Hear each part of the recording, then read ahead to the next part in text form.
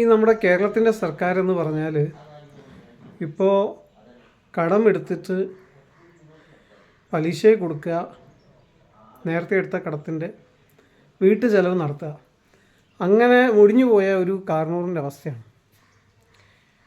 കുത്തഴിഞ്ഞ പുസ്തകം മാതിരിയാണ് ഇവിടുത്തെ കാര്യങ്ങൾ.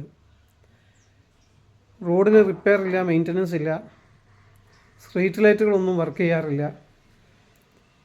ദുബായ് മാതിരിയാക്കുമെന്ന് പറഞ്ഞത് ഇപ്പോൾ ഉഗാണ്ട മാതിരിയായിട്ടുണ്ട്.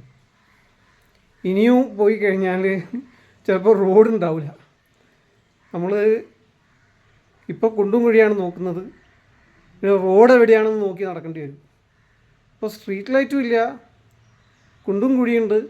അങ്ങനത്തെ ഒരു റോട്ടിൽ കൂടെ രാത്രിയിൽ ഒരു പ്രായം കൂടിയൊരു വ്യക്തി നടക്കുകയാണെങ്കിൽ അവരെ കാല് ഉളുക്കിപ്പോയാൽ എന്ത് ചെയ്യും?